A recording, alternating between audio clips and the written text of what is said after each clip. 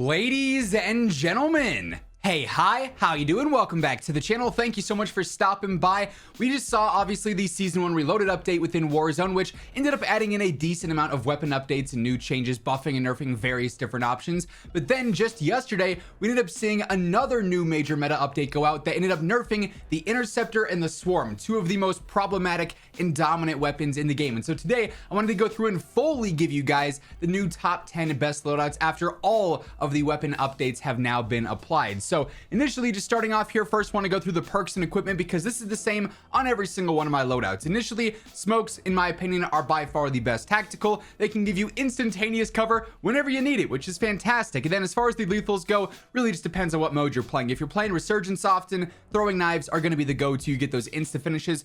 Frags are still crazy. Otherwise, the damage on these is nuts. Breacher drones obviously can be pretty good, and then so can Semtexes. It's more so preference there, or obviously if you're Resurgence with the insta finishes going towards the knives there, but all of those are good choices. Then for perk packages, you'll notice here I've got two, and these are the exact same because as of the time that I'm recording this video, there's the bug going around where Warzone is not giving you the correct perks. The workaround for this is to create two perk packages here, have them be the exact same like I have this one. It's Mountaineer, Double Time, Tempered, and Flex. Same deal with perk package 1, and then you just select the first perk package and put this on all your loadouts, and for whatever reason the game is going to choose your second perk package, so this is the correct one and this is what it chooses. Mountaineer obviously to protect you from that fall damage, Double Time for the better tack sprint. Tempered, I like plating up only twice, then I go for a med vest in game so I can revive faster. Then Flex obviously for better footstep audio. Like I said, that's the same on every single loadout. Now let's talk weapons. Initially, my first loadout consists of the SVA 545, one of the easiest guns to use in the game,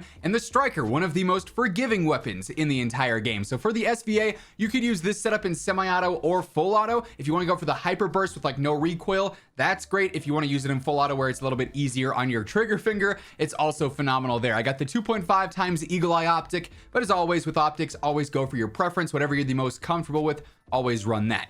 60 round Extendamag, pretty basic there. Bruen heavy underbarrel is going to help out a ton with that horizontal control, and there might be other underbarrels that offer more vertical or more horizontal, but for the cons here, this one is just extremely beneficial, and horizontal control is by far the most important control aspect you want to focus on in terms of your general recoil pattern, just because it's not as predictable. So if you can get rid of that, it makes every single weapon way easier. So you'll see a lot of this on my long range guns. We got the Spirit Fire Suppressor, obviously the best suppressor just in general here because it's offering control, range, and velocity while also keeping you off the map. Then lastly, I go for the Precision Barrel. It's better range, better velocity, better control on there as well. So this is a laser beam weapon that's got a very competitive TTK. Then for the Striker, like I said, this thing is super forgiving because even if you're hitting leg shots or like upper body shots, its damage is going to be really consistent all throughout. It's a pretty easy weapon to use, so I go for the Shadow Strike Suppressor in this case. This just simply keeps me off the map, doesn't do anything other than that. I got the Hand Stop, the MSP98 in this case. It actually hurts my horizontal control, but this is a gun that we're only using close range and it doesn't really have much horizontal bounce anyways. So I'm getting better vertical control, but also way better strafe speed and general movement speed, which just makes this really snappy and really aggressive. 7 milliwatt laser will help out that ADS and sprint to fire. 48 round extended mag is pretty basic here. If you want to jump up to 60, feel free to do so. Then I also got the light stock as well, which is just base general movement speed. Helps out again with that tack sprint speed as well if you're pushing a lot of gunfights there, so that helps out. Really easy SMG, but also really aggressive, and I love that nice little combo there. Next up, we've got my main sniper loadout, which features the newly buffed AMR9. This is a more so sniper support style build for the AMR9, and this thing's damage is insane now. It basically is the fastest killing SMG if you're able to hit upper body shots out through, you know, roughly 25-30 meters there. It's going to be ridiculously good. So that pairs really well with the sniper. The KATT did catch nerf, but it's still the only sniper that can truly one-shot without needing explosive rounds. Its velocity is just not going to be as good as it was before the update because they nerfed the Nightfall Suppressor, but it's still one of the best options for better velo there. The Zang Barrel as well, you want the better velocity out of that, and then also the Spire Point rounds helping out yet again. So you get a 960 velocity. It's definitely really solid for sniping. Is going to be easier than having to counter with explosive ammo on something like an MCPR. It's just not as good as it was pre-update. Then I go for the Quick Bolt just behind the face cam so I can shoot faster. There's not as much of a delay in between shots.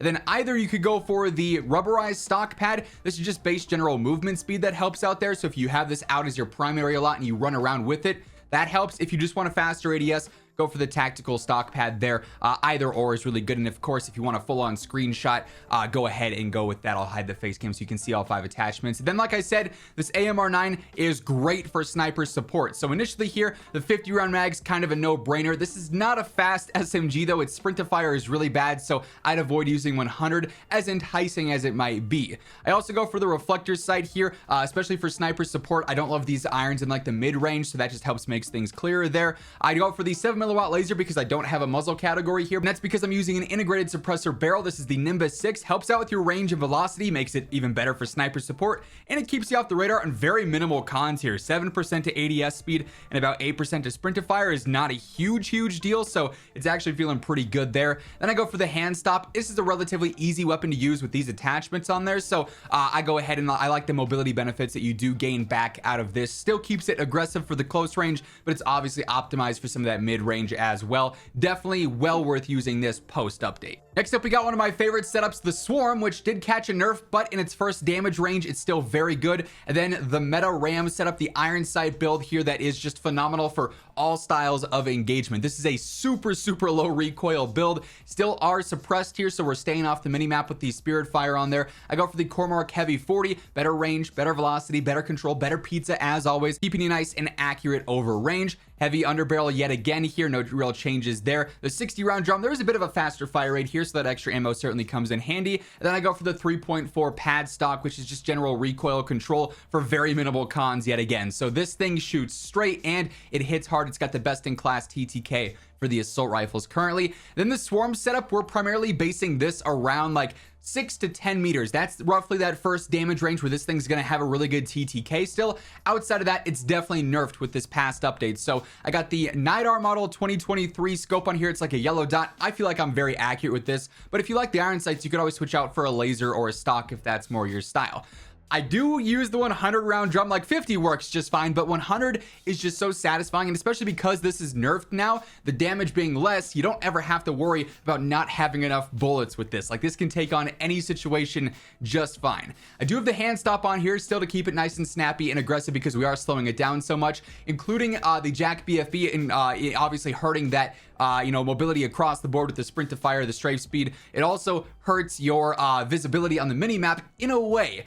It makes it so that you show up as an advanced UAV triangle rather than a dot, and it takes away elevation. So for close range fights, it's actually clutch. Now this is an unnecessary compensator on most guns in the game because they're just so easy, but this is a higher recoil SMG and it works really well in a situation like this. Lastly, I got the Reckless 90 long barrel, better range, better control, better velocity. Extending that one good damage range a little bit more is obviously super clutch there. But yeah, even after the nerf, this thing's still pretty competitive overall. Another one of my favorite loadouts, the Pulemyot, which also was nerfed, but it's still one of the best long range options in the game. And the brand new HRM9 SMG. This thing is absolutely one of the new top tier SMGs post Swarm nerf, so that's a huge deal here. This just got better, a lot better in the last 24 hours. Initially for the Pulemyot, no real changes in this setup despite the nerf. It's still one of the lowest recoil, most aggressive and versatile long range options in the game. Its damage is going to be a tad bit worse than it was post season 1 reloaded, but Spirit Fire suppressor, Jack Annihilator long barrel, which you actually get because you're using the bullpup kit on there, so make sure you put that on first, then it'll give you that option for the barrel. 2.5 times Eagle Eye Optic, of course, then also the D15 recoil reduction pad, again just making you a lot more accurate, really limits that visual recoil. This thing is a laser beam and it's probably one of my favorite guns in the game still. Then this HRM9 setup, unfortunately mine is still slightly bugged. As you can see, I still can't put my 50 round drum on. Now this is supposed to be rolling out to players over time. If you max it out, it should be unlocking for players randomly like over the weekend, so I should have that on here, and once I do, I'll be dropping the Bruen heavy support for it. I'll just go and drop that over to the 50 round drum. Everything else is roughly the same. Again, I'm keeping the Jack BFB on here for that better control. Once again, that triangle on there with no elevation helps out in close range, and that's where we're using this. I do use the Princeps long barrel. Honestly, Thorn looks really good and it works well for close range, but this gives me the Grau iron sights, and that's my favorite gun of all time, so I can't not use use this, right? Plus it helps extend the versatility somewhat, the range there. I also go for no stock, and this does kill your control, but because we're using the Jack BFB, it still becomes extremely usable here. Then lastly, I go for the assault grip. This also helps out with some control, only hurts your idle sway, so it's basically free control with no real cons there for close range. Definitely really love this gun. Like I said, I will be dropping the Bruen heavy for the 50 rounder though, so just keep that in mind. If you have that unlocked, go for it. It'll be a lot faster. This is a bit slower with this on there, but it also shoots straight and it's already very snappy and aggressive as is. By the way, as we are going through all the loadouts here today, if you enjoy the video or if you find it helpful, do me a favor and drop a like on it. It really does help grow the channel. And if you are new here or you simply haven't subscribed yet, every single day I got you covered with news, updates, patch notes, meta breakdowns, and of course all the best loadouts like this. So if you want to guarantee you are always up to date with that stuff, be sure to hit that subscribe button and turn on your post notifications. Next up here, we've got the BAS-B. Kind of surprised this wasn't updated with the latest meta updates because it's still one of the best options in the game and has been since launch. I pair this with the WASP-9, which is really looking like one of the other top tier SMGs now post Swarm nerf as well. This BAS-B setup is the same one that we actually focused on the other day in our no recoil video, because I am using the Jack BFB here. Now, yes, this is a long range build, so that, mini map situation could be a little bit more harmful here, but if someone's pushing you and you have this out, you're gonna fry them and you're gonna be laser accurate because of this, so it just works. This is a bit of a higher recoil gun, and this attachment turns this into a laser beam. Bruen Venom long barrel, better range, better velocity, better control. Bruen heavy underbarrel yet again, 45 round extended mag, 2.5 times eagle eye optic, very basic there. And then for the WASP-9, not a huge fan of these iron sights, so I do go for a reflector sight. NIDAR would work here as well if you wanted that. Factory stock, better movement in general with ADS speeds, tactical sprint, general movement is nice there.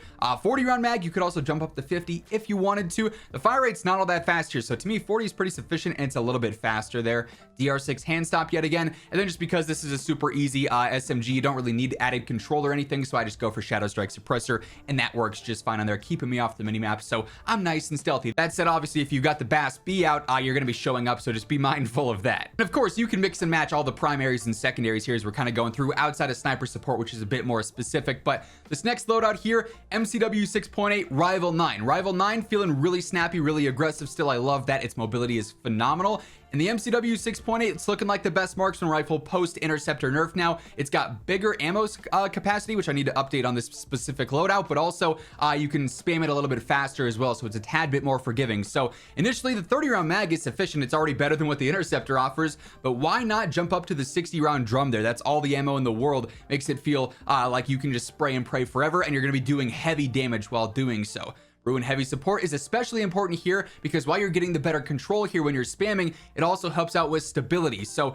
you're gonna have less sway, which is super important on semi-auto guns. Spirit fire suppressor yet again, 2.5 times optic. Then I go for the assault stock, which is just straight up better recoil control across the board, and a decent amount of that for only a 3% increase to ADS. So that's a really good payoff for very minimal cons there. And then for the Rival 9 setup, not too much changing here. This thing is just, like I said, super aggressive, so I find it pretty easy to use. I go for the Shadow Strike Suppressor in this case. The BW4 hand stop is just going for better mobility across the board. Movement speed, ADS speed, general strafe speed, and sprint to fire all get bumped up. That's a clutch attachment for an aggressive play style build. 40 round mag, you could also jump up to 50 if you're okay with being a tad bit slower. The Rival Vice Assault Grip is going to be basically free control yet again. Only hurts your idle sway, not a huge deal in the close range. Then lastly, I go for the Tactical Stock, which is better mobility yet again. Only hurts your gun kick a tad bit, which is not a huge deal once more. So this thing allows you to fly and fry. After that, we got another really solid marksman rifle, the KVD Enforcer, also sort of stepping up since the Interceptor has been nerfed now. So this is one to keep your eye on as well. It is a bit more limited in ammo with only 20 rounds, and its fire rate's not as fast as something like the MCW 6.8. It's still really good though, and if you're familiar with the Interceptor, you'll be able to do just fine with this as well. 2.5 times optic again. That said, with the underbarrels, obviously, as we talked about with the 6.8, the MCW, Bruen heavy is great for stability and whatnot. So is Ripper 56. I think there's no wrong answer between these two, so I did want to sort of feature each of them in a loadout. If you're looking for some alternatives here, this also helps out a ton with recentering and stabilization, which is clutch, again, on a weapon like this. Spirit Fire Suppressor, no surprise there. Then I go for the Mod Barrel, which is better velocity, better range, better control. Yet again, that nice 3-in-1 combo. So this thing for mid to long range is basically an Interceptor 2.0. And I pair this with the Striker 9, which is also really snappy, really aggressive, and a really solid SMG up close. Got that fast TTK. I don't love the irons here like I do on the base Striker, so I just go for the Elo sight. No real, drastic change there. If you're okay with the irons, throw on a laser, throw on a stock. You'll be nice and set with that. 40 round mag, again, feel free to jump up to 50 if you're okay with being slower. The choke angled grip is pretty solid here, hurts the vertical control, but this gun doesn't have much of that. Helps the horizontal, and you get mobility stats out of this too. So that's a nice, double best of both worlds, double pro there, if you will. We also got the Shadow Strike here, easy to use, so don't really have to worry about anything there. And then the Recon Long Barrel just extends that damage range a little bit, the better velocity. This actually works really well in the mid-range too, so it's a very versatile SMG. I love that about it. Now, the Holger did get a buff with Season 1 Reloaded, although it was mainly for its close range, but over range, it's still one of the better rifle options. The only downside here is that it's really limited in ammo. Its realistic TTK is phenomenal because it's so easy to use. This is such a low recoil option, but only 40 rounds, so you don't have a great damage per mag, but if you land your shots, which is not hard, you're gonna have a really good TTK, especially within the rifle category in specific. 2.5 times optic yet again. I go for the Cryo 6 match barrel, better range, better velocity, better control, better pizza. I got the angled underbarrel in this case. This is another good option. It again helps out with horizontal control, similar to the Bruen Heavy Wood. It just doesn't give you any cons to your ADS speed, so that's nice to see there. The vertical control penalty is not a big deal on a gun like this. And then once more, Spirit Fire Suppressor, as always with the muzzles. And then unfortunately, the secondary, the Lockwood 300. As we know, this was vaulted a little bit ago because of this sucker right here, the Maelstrom dual trigger. Well, it's back, and they unvaulted it, and they didn't nerf it. So you're back to one-shotting with this thing within like 9 meters in Warzone, and it's a problem. So hopefully this gets vaulted again, because it's definitely going to be dominating the close range meta now, but it's objectively a great meta weapon, and so we got to include it in this video. I got the high stock mod on here for all the better movement, 7mm laser for the better ADS and sprint to fire, the 812 barrel for the better range, helping out with that potential to one shot within 10 meters, then also the 1.3 choke for the better damage range as well. If you miss one shot, you're probably gonna die, but if you land one shot, you get the easiest kill of your life. This thing's definitely a little bit busted. Now, the Bruen did catch a nerf as well with Season 1 Reloaded, but it's still one of the best mid to long range options. And the Vaznev is now one of the few MW2 SMGs post-update that can hold its own. The ISO 9 got nerfed, which is super stupid and super unfortunate, but the Vaznev is right behind that. This thing's actually very impressive in the close and mid-range. So initially, I do go for the Sonic Suppressor here just because this is such an easy SMG. I like getting that extra range to extend that faster TTK up close, and hurting that control is not a huge deal. I also go for the KATT 1 barrel. This is going to help out extend that range yet again, so pretty self-explanatory there. Olay laser for the better ADS and sprint to fire. 45 round mag is the extended max here, so of course you're running that. And then True Tack rear grip does help out with ADS and sprint to fire, makes it a little bit more aggressive there. So surprisingly competitive MW2 SMG, and paired with the Bruen, no real changes to this setup here. 2.5 times optic. The 60 round mag really makes it feel like a rifle, and of course you want to be running that for the versatility aspect of it. Bruen underbarrel, Spirit Fire Suppressor, and I go for the Horizon barrel, which is just velocity and control. Keep in mind, you're not getting any range out of this, but this thing's got really good damage ranges already for what it's worth, so that's a huge benefit going towards the Bruen in this specific instance. And then lastly, here we got another sniper setup just to add to the variety here. It's the same exact KATT setup from before, so we don't have to go over that again. I do change around my RAM sniper support build a little bit here, though. Really, I go for a bunch of mobility in every category except for the magazine, which is obviously still going to be the 60 rounder, and then the muzzle. Because I'm going for the Jack BFB here, I get that crazy good control, and I can focus on, speeding it up elsewhere, which usually hurts control because this will make up for that essentially. So I've got the light barrel on here. This hurts your control, but helps speed it up with ADS speed, sprint to fire, general sprint speed, makes it more aggressive as sniper support. The choke angled grip hurts that vertical a tad bit, which is not a huge deal to begin with, helps the horizontal and speeds your general movement speed and strafe speed up a little bit. Then I also go for the light light stock, which helps out with your strafe speed, your ADS speed, your general movement speed as well. So bit of a different setup here. Doesn't feel exactly like the general one that we talked about earlier, but for sniper support in specific, it works really, really well. And that being said, those are the new top 10 best loadouts that'll probably expand all the way until season 2 when we see our next meta update. That's going to wrap things up. If you enjoyed the video, do me a favor, drop a like on it. And of course, if you're new here, you want to guarantee that every single day you are always up to date with all things going on between MW3 and Warzone. Be sure to hit that subscribe button and turn on those post notifications. But once again, thank you so much for tuning in. And until next time, take it easy, have an awesome rest of your day, and I'll catch you later. Peace out.